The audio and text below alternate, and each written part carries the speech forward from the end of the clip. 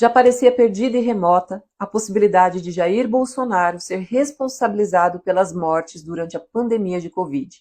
Afinal, lá em 2022, a vice-procuradora da República, Lindora Araújo, pediu que o STF arquivasse as investigações da CPI, dizendo que elas não reuniam provas que sustentassem um inquérito. No entanto, a Polícia Federal pediu para verificar o relatório e as provas da CPI da Covid de 2021 e agora quer fazer novas apurações. Então, hoje, o ministro Flávio Dino determinou que fosse aberto o inquérito policial para a investigação da PF em relação às condutas de Bolsonaro e seus aliados durante a pandemia. Na decisão, Flávio Dino argumenta que a investigação da CPI apresentou vários indícios de crimes contra a administração pública, como fraudes em licitações, superfaturamentos, desvio de recursos públicos, contratos com empresas de fachada.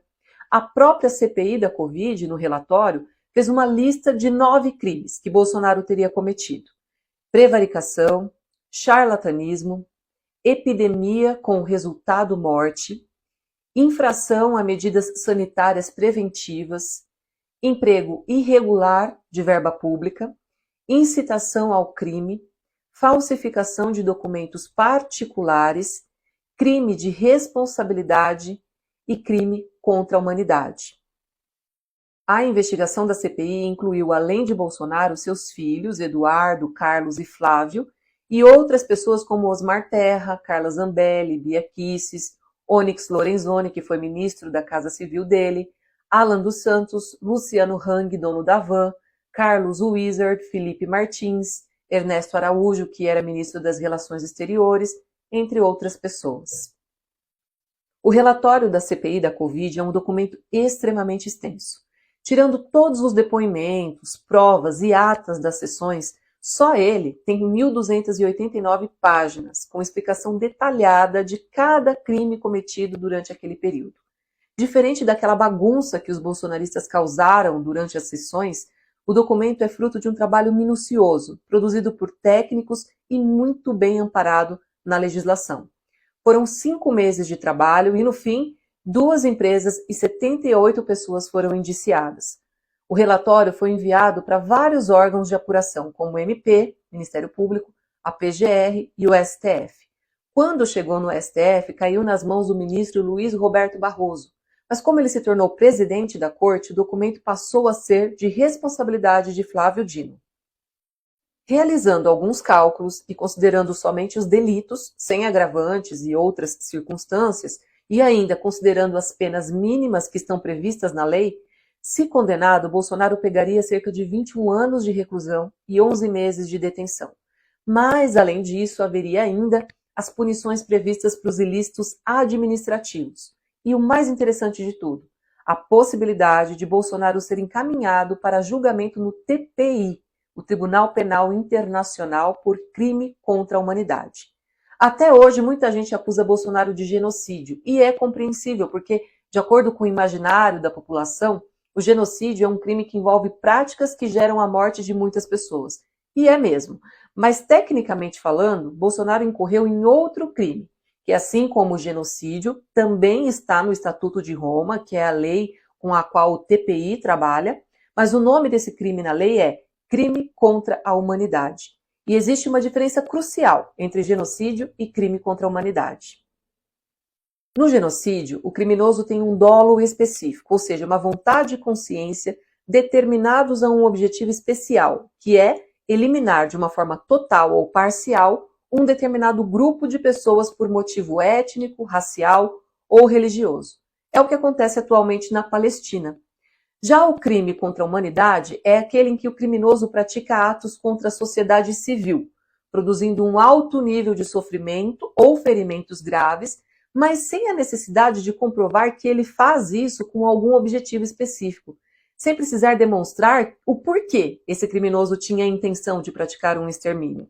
No entanto, ele realmente pratica um extermínio, através de atos ou de omissões, causando mal à população civil.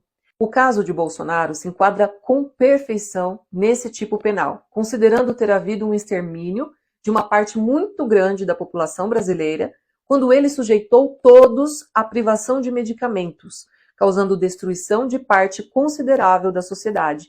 Essa definição para os atos de Bolsonaro durante a pandemia está especificada no artigo 7º, 1b, 1k e 2b do Estatuto de Roma. Também pelo fato de ter impedido que fosse enviada ajuda aos indígenas brasileiros num ataque sistemático a eles durante aquele período, também é possível enquadrar Bolsonaro no artigo 7º, 1h do Estatuto de Roma, que trata da perseguição a uma coletividade étnica. Portanto, além de responder perante a justiça brasileira, seria perfeitamente cabível que Bolsonaro também fosse julgado pelas autoridades internacionais do TPI. O Brasil é um dos países que assinou o Estatuto de Roma, e essa lei está regulada pelo decreto número 4.388 de 2002, o que dá todo o direito do Brasil denunciar Jair Bolsonaro para aquele tribunal. Lembrando que o TPI já foi acionado algumas vezes contra ele.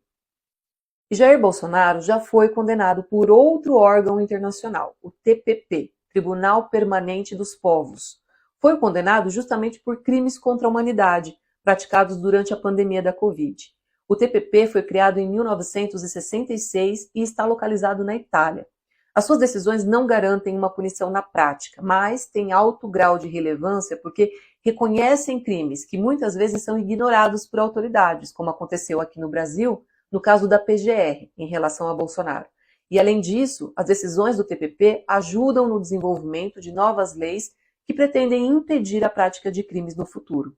A condenação de Bolsonaro nesse caso não gerou punição, mas tem valor simbólico e moral, que pode inclusive afetar a justiça brasileira e até a decisão do TPI de aceitar as denúncias que foram protocoladas lá. As punições do TPI, se houver condenação, estas sim são realmente aplicadas e podem gerar até a prisão perpétua. Enfim, o relatório da CPI da Covid classifica muito bem cada um dos atos que Bolsonaro e seus aliados cometeram, dando à Polícia Federal a possibilidade de fazer a construção cronológica e concreta dessas ações e omissões deliberadas. É mais do que meio caminho andado. Certamente, se o Ministério Público denunciar e a Justiça brasileira processar e julgar Bolsonaro também por estes crimes, será a concretização de uma das maiores justiças que a sociedade brasileira espera. Foram mais de 700 mil mortes, dentre as quais 400 mil poderiam ter sido poupadas com a compra da vacina, de acordo com um estudo feito pelo pesquisador Pedro Halal. Não é possível esquecer que Bolsonaro ignorou deliberadamente todas as tentativas de contato da Pfizer para transformar o Brasil numa espécie de país modelo na prevenção de mortes por Covid-19. E que essa omissão foi bem pontuada e explicada pela própria tentativa desumana de implementar um processo de imunidade de rebanho, prevendo que todos os brasileiros se sujeitassem ao vírus, colocando suas vidas em risco. Esse comportamento de Bolsonaro não foi qualquer coisa, não pode ser ignorado nem esquecido.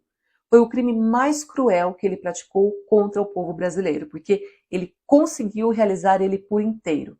Não foi a morte de uma pessoa, o que já seria um escândalo, foi o assassinato de milhares. E isso, tanto quanto a tentativa de golpe de Estado, não tem perdão.